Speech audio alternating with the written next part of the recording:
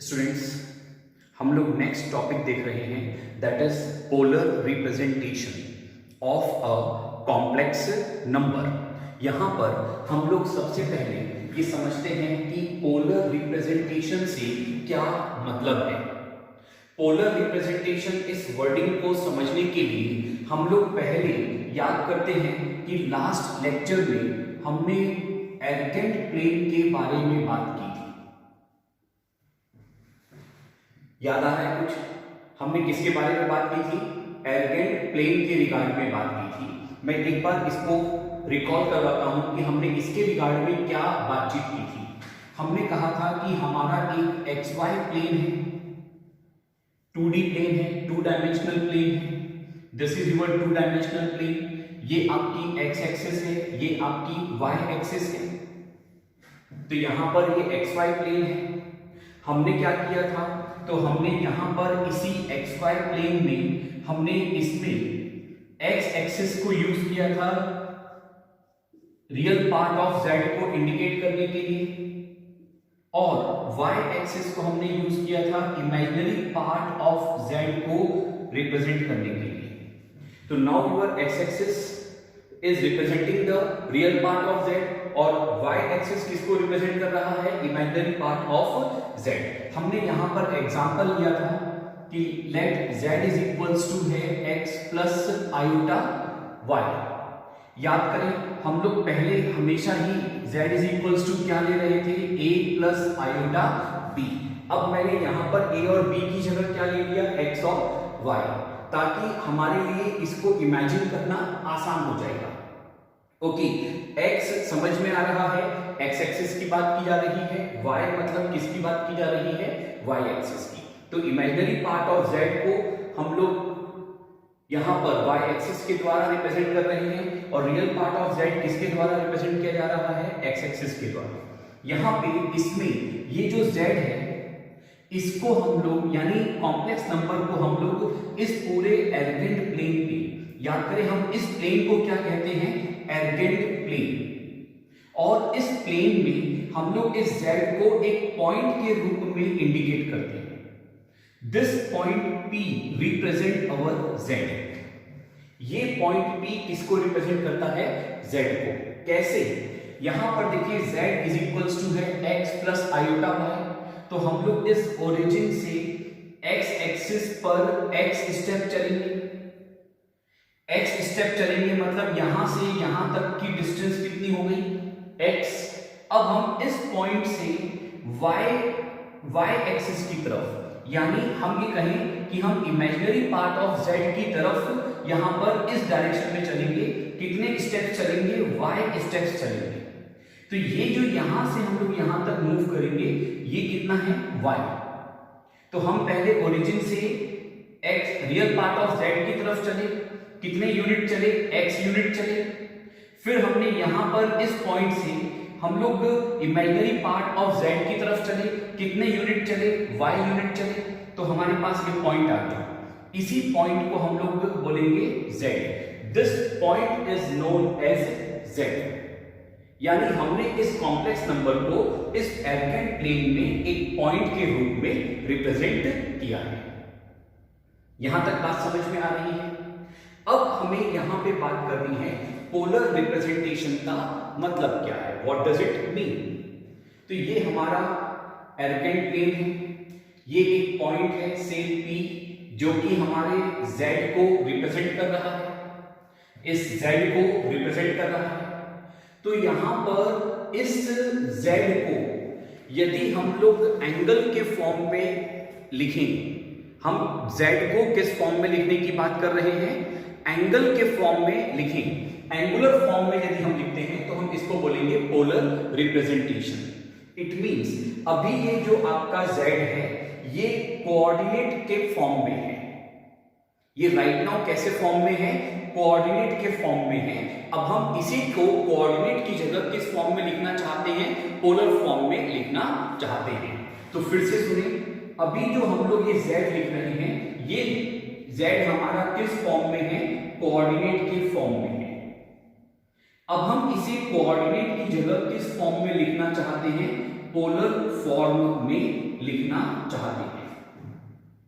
तो जब हम लोग xy के फॉर्म में लिखेंगे तो हम इसको बोलते हैं कोऑर्डिनेट फॉर्म। जब हम इसको r एंड थीटा के फॉर्म में लिखेंगे तो हम इसको बोलेंगे पोलर फॉर्म।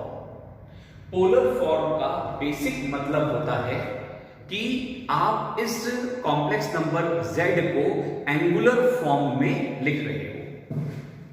ये थीटा क्या है? आपका एंगल। और हम लोग यहां पर जब कॉम्प्लेक्स नंबर को एंगुलर फॉर्म में लिखेंगे तो हम उसको क्या बोलेंगे? पोलर फॉर्म या polar representation of a complex number. अब यहां पर ये एंगल आएगा कैसे? तो ये आपका पॉइंट P है। इस ओरिजिन से हम लोग इस पॉइंट P को ज्वाइन कर देते हैं। तो यहां पर ये जो लाइन बन रही है हम इसको बोल सकते हैं कि ये हमारी टर्मिनल लाइन है। हम इस लाइन को क्या कह रहे हैं कि ये लाइन हमारी कैसी है?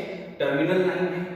और ये जो हमारी रियल पार्ट ऑफ z को रिप्रेजेंट करने वाली लाइन है यानी x एक्सिस, हम इसको क्या बोल रहे हैं?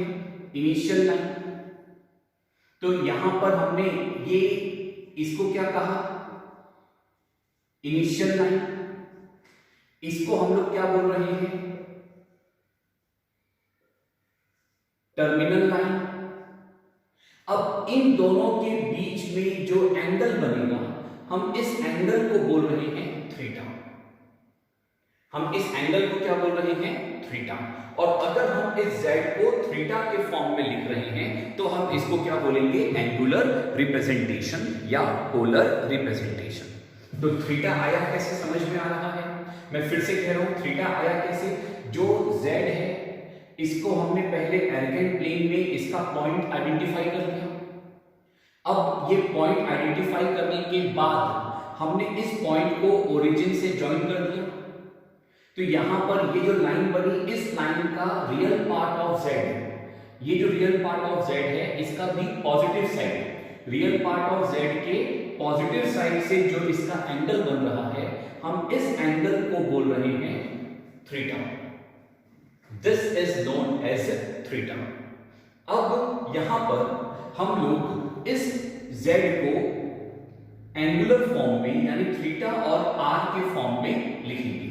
तो थीटा तो हमें समझ में आ रहा है कि हम थीटा किसको बोल रहे हैं? इन दोनों लाइन के बीच में जो एंगल बन रहा है हम उस एंगल को बोल रहे हैं थीटा। अब बात ये आती है कि r क्या है? What is r? तो ध्यान से सुनना, ये जो ओरिजिन है इस ओरिजिन से इस P की जो डिस्टेंस है हम इस डिस्टेंस को बोलते हैं r। तो ये जो डिस्टेंस है OP, इस डिस्टेंस को हम लोग क्या बोल रहे हैं? r। तो यहां पर ये जो लेंथ है, इस OP की जो लेंथ है हम इसको बोलते हैं r। ओके, तो यहां पर हम लोग पोलर फॉर्म के अंदर जब रिप्रेजेंट करेंगे तो दो चीज यूज होगी, एक है r और दूसरा है थीटा। अब ये r क्या है? तो this r is basically modulus of z। ये r क्या है? Modulus of z। यानी इसको हम ऐसे भी लिख सकते हैं, मॉडुलस ऑफ z। याद करें हम लोग मॉडुलस ऑफ z ये समझ चुके हैं, ठीक। अब जो मॉडुलस ऑफ z हमने पहले समझा था उसको हमने कोऑर्डिनेट फॉर्म में देखा था। अब मैं आपको वही मॉडुलस ऑफ z वापस से एक बार एक्सप्लेन कर रहा हूं। हम लोग अब यहां पर इसी में ये जो r है, इसी r को हम लोग क्या कह रहे हैं? Modulus of z। आप ध्यान दो कि जब हम लोग मॉड ऑफ z कहते हैं तो इसका मतलब होता है we are talking about the magnitude, we are talking about magnitude. Okay, अब यहां पर जब हम इसको पोलर फॉर्म में देखते हैं तो यहां पे इसमें ये एक पॉइंट है P जो कि हमारे कॉम्प्लेक्स नंबर को रिप्रेजेंट कर रहा है। तो फिर अब इस P के मैग्नीट्यूड से क्या मतलब है? इसका मतलब है कि ओरिजिन से जो इसकी लेंथ है, इस लेंथ को हम लोग क्या बोलेंगे? इसका मैग्नीट्यूड। तो जब हम पोलर फॉर्म में कह रहे हैं तो मैग्नीट्यूड का मतलब क्या हो गया? Length of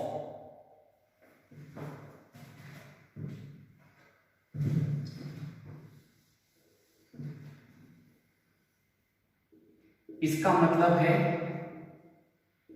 length of OP. तो यहां पर इसमें ये जो मैग्नीट्यूड है, हम इसी मैग्नीट्यूड को क्या कह रहे हैं, लेंथ ऑफ ओपी। ओके, यहां पर ये जो लेंथ है ओपी की, इसी को ही हम लोग बोलेंगे मैग्नीट्यूड, और इसी को ही हम लोग बोलेंगे मॉड ऑफ जेड, या फिर हम इसी को ही क्या कह रहे हैं, आर। अब सबसे पहले हम लोग यहां पर ये आर फाइंड कैसे करेंगे, how we will going to find the are.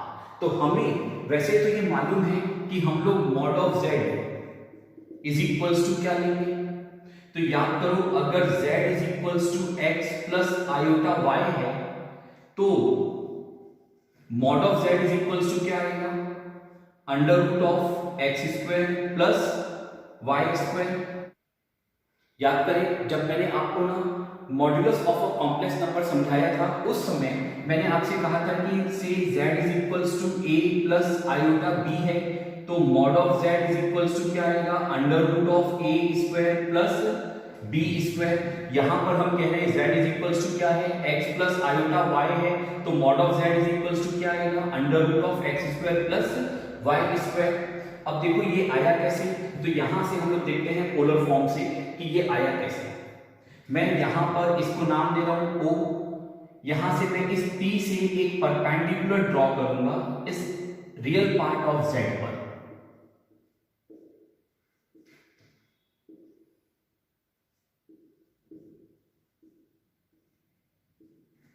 हमने क्या करा, इस P से एक परपेंडिकुलर ड्रॉ किया इस रियल पार्ट ऑफ Z पर। ये जिस पॉइंट पे टच होगा, इस पॉइंट को नाम दे रहे हैं M। चूंकि परपेंडिकुलर है तो ये 90 डिग्री का एंगल बनेगा। अब हम इस पर अप्लाई करेंगे पाइथागोरस थ्योरम। पाइथागोरस थ्योरम क्या कहती है, हाइपोटेन्यूस स्क्वायर यानी OP square is equals to OM square, base का स्क्वायर प्लस परपेंडिकुलर का स्क्वायर। ये आपका h है, ये बेस है और ये परपेंडिकुलर है। तो पाइथागोरस थ्योरम क्या कहती है, h square is equals to base square plus perpendicular square, इसको हम लोग बोलेंगे MP square. This is your Pythagoras theorem what we are applying. और अब OP स्क्वायर का मतलब है, हम लोग इसको बोल रहे हैं मॉड ऑफ z, या फिर हम इसको बोल रहे हैं r। तो मैं इसे यहां पर लिख रहा हूं r स्क्वायर। अब आप देखो ये OM स्क्वायर क्या है, तो ये तो हो गया r, या फिर हम इसी को ही क्या बोल रहे हैं, मॉड ऑफ z। ओके, ये जो बेस है ये क्या है, तो आप देखो ये O से यहां तक की लेंथ है, यानी ये x है। This is your x। जब हम इस पोलर फॉर्म की बात कर रहे हैं z की, तो z आपका है x प्लस आयोटा y, तो यहां पर ये OM क्या है, आपका x है। कैसे आया, तो हम लोग यहां पर इस z तक कैसे पहुंचे थे, याद करें, तो हम लोग यहां पर आए थे इस ओरिजिन से, हम लोग पहले x यूनिट चलेंगे रियल पार्ट ऑफ z पर। x यूनिट क्यों चलेंगे, क्योंकि रियल पार्ट ऑफ z की वैल्यू कितनी है, x। इसका मतलब है ये डिस्टेंस कितनी हो गई, x। फिर हम लोग इस m से इमेजिनरी पार्ट ऑफ z की तरफ चलना शुरू किए, और कितने यूनिट चलेंगे, y। तो यहां पर हम आ गए y यूनिट। ओके, तो MP जो है इसकी लेंथ कितनी है, y। तो OM इसकी लेंथ है x, तो x स्क्वायर प्लस यहां क्या आ जाएगा, y स्क्वायर। तो यहां से r इज इक्वल्स टू आएगा under root of x square plus y square. This is our answer. तो आप लोग पहले ये पूरा नोट डाउन करें।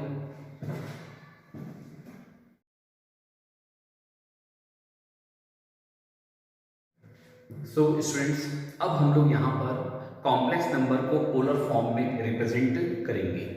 तो पहले हम लोग कोऑर्डिनेट फॉर्म में लिखते हैं कि हम z को कैसे लिखेंगे। कोऑर्डिनेट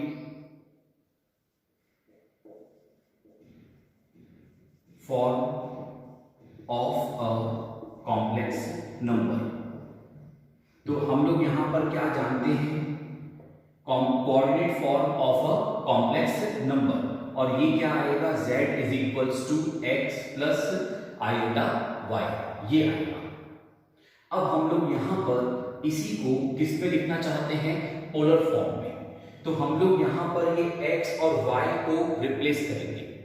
इसको हम लोग रिप्लेस कैसे करेंगे, तो यहां पर देखिए, इसमें आपके पास ये एंगल है थीटा, आप यहां से P से एक परपेंडिकुलर ड्रॉ करेंगे रियल पार्ट ऑफ z पर, इस एक्सिस पर, और हम लोग इसको कहेंगे m।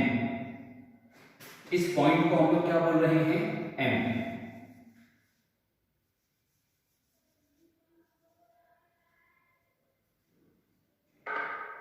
यहां पर इसमें ये जो OM है ये कितना है, x यूनिट, और MP कितना है, this is your y unit. हम लोगों को यहां पर x चाहिए, तो मैं इसमें कॉन्सेप्ट लगाऊंगा साइन थीटा और कॉस थीटा का। तो याद करो कॉस थीटा क्या होता है, याद करें cos theta is equals to क्या होगा, बेस अपॉन हाइपोटेन्यूज। हम लोग यहां पर इसमें देखिए ये एंगल है हमारा थीटा, तो इसके सामने की जो लाइन है इसको क्या बोलेंगे, साइड को हम लोग परपेंडिकुलर, और ये एंगल जिस लाइन को बेस बनाकर बन रहा है उस लाइन को क्या बोलेंगे, बेस। ये क्या कहलाएगा, हाइपोटेन्यूज। यहां पर हमें चाहिए बेस अपॉन हाइपोटेन्यूज। बेस क्या है आपका OM, और हाइपोटेन्यूज क्या है OP। OM इसका मतलब हम इसको कह सकते हैं x, और OP को हम लोग क्या बोल सकते हैं R। OP को हम लोग क्या बोल रहे हैं R, और OM को क्या बोल रहे हैं x। तो यहां से हमारे पास x इज इक्वल्स टू आ चुका R cos theta. x is equals to क्या आ गया, R cos थीटा। ऐसे ही हम लोग यहां पर y फाइंड करते हैं, जैसे x निकाला हमने पोलर फॉर्म में, देखो ये जो x है अब ये किस फॉर्म में आ चुका है, पोलर फॉर्म में। ऐसे ही हम लोग y को भी पोलर फॉर्म में फाइंड करेंगे। इसके लिए हम लोग यहां पर यूज करेंगे साइन थीटा का concept, that is perpendicular upon hypotenuse. तो sine theta is equals to perpendicular क्या है, MP upon hypotenuse OP। Sine theta is equals to y upon r। MP कितना है y, और OP कितना है r। तो यहां पे y इज इक्वल्स टू आएगा हमारे पास r साइन थीटा। तो x इज इक्वल्स टू क्या आ गया, r cos थीटा, और y इज इक्वल्स टू क्या आ गया, r साइन थीटा। तो हम लोग ये दोनों वैल्यूज जो आ रही है पोलर फॉर्म में, ये दोनों वैल्यू हम इस x और y की जगह रख देंगे। यानी ये जो हमारा कोऑर्डिनेट फॉर्म है इसमें हम x और y की जगह पर ये पुट कर देंगे। तो अब हमारे पास क्या आएगा, therefore z is equals to x की जगह पर रखेंगे r cos theta, r cos theta, plus y की जगह पर रखेंगे r sin थीटा। तो आयोटा अपनी जगह पर एज इट इज रहेगा, और ये आ जाएगा r sin थीटा। ये ऐसा रहेगा। फिर से देखो क्या किया हमने, यहां पर x की जगह पर रख दिया r cos theta plus iota, ये एज इट इज, और y की जगह पर रख दिया r sin थीटा। अब दोनों जो टर्म्स हैं इनमें r है, तो हम r कॉमन ले लेंगे। तो z इज इक्वल्स टू क्या आएगा, r ब्रैकेट ओपन, यहां पर बचेगा cos थीटा, और यहां से r कॉमन ले लेंगे तो क्या बचेगा, आयोटा sin थीटा। इसको हम लोग बोलते हैं पोलर रिप्रेजेंटेशन। इसको बोलेंगे is known as polar representation.